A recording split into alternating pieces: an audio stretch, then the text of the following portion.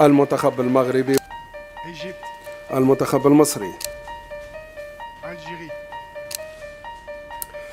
Tunisie. Ce qui est important, c'est voilà, de bien travailler pendant un an pour arriver prêt le jour J. On a le Mali qui est une des meilleures équipes d'Afrique, la Zambie qu'on connaît très bien, qui est une équipe qui n'est pas facile à jouer, et les Comores qui est l'équipe surprise.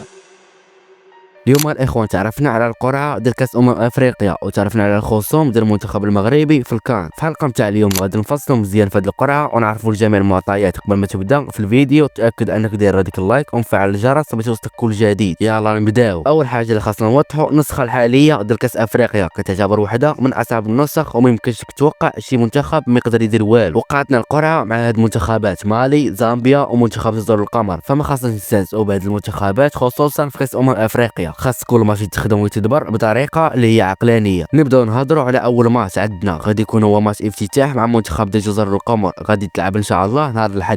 فمنتخب جزر القمر وكما عطيت على هذا المنتخب هذا فهو الكاسموت الفيفا ديالو حاليا هو الرتبه 103. واخر ماتش لعبنا مع منتخب جزر القمر كنا لعبنا معاهم في كاس افريقيا ديال 2021 اللي كانت غتلعب في 2022 مع وحيد خليل وزيت، وكنا ربحناهم ب2-0. الهدفين اللي كان ماركاهم املاح وزكريا بوخلال. والماتش الثاني غادي يكون مع المنتخب اللي حتى هو مزيان، اللي غنعطيكم الارقام والمعطيات ديال المنتخبات هادو اللي غنلعبوا معاهم كيفاش كانوا في التصفيات. الماتش الثاني غيكون مع منتخب المالي نهار الجمعه، يعني بعد 5 ايام. كلاسمو فيفا الحالي 51 عالميا. ومنتخب ديال المالي اخر مره تلاقينا معاه كانت في التصفيات ديال كاس العالم روسيا 2018، كنا لعبنا معاه جوج ديال الماتشات واحد ورا واحد. الماتش الاول لعبناه في مدينه الرباط ربحناه في 0-0، والماتش الثاني اللي من وراه كنا لعبنا في مالي تعادلنا معاهم 0-0، وفي ذاك الماتش ضيعنا بيلانتي. ونمشيو كذلك الماتش الثالث اللي غادي يكون هو في الختام ديال مرحله المجموعات، غادي يكون مع المنتخب ديال زامبيا نهار الاثنين. الماتش ديال زامبيا خاصنا نكونوا ناهيين الامور ديالنا ومسالين الامور اللي كتعلق بالكلاسمو ديالنا. والرتبه ديال زامبيا عالميا حاليا واللي هي 87 عالميا. اخر ماتش ديالنا لعبنا معاهم كان غير مؤخرا في 2024 ربحناهم بزز ب2-1. وهادو هما المجموعات كاملين ديال القرعه ديال الكان. ولكن اهم حاجه خاصني نهضر عليها واللي هي تفاصيل على المنتخبات اللي تلاقينا معاهم. ولا منتخبات راه منتخبات محترمه ودري على انهم منتخبات محترمه وما ساهلينش،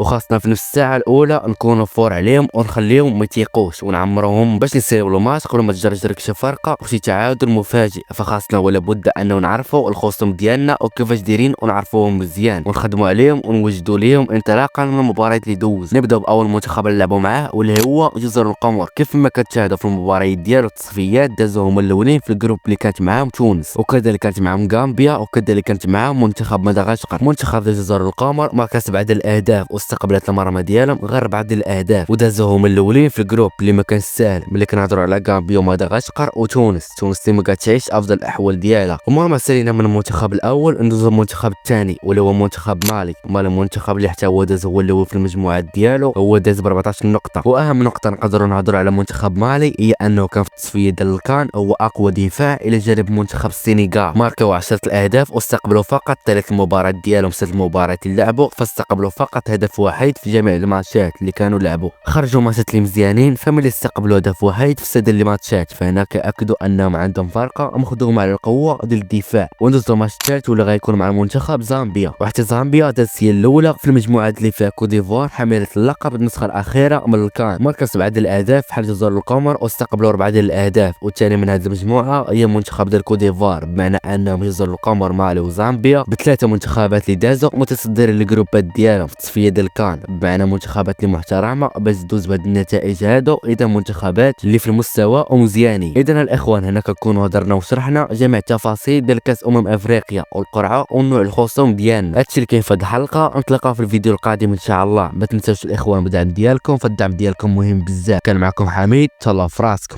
في اخر شافوني في شكل وقالوا بيزار. في اخر وسط بلادي طالب ضيف الله. في اخر شافوني في شكل وقالوا بيزار. في اخر وسط بلادي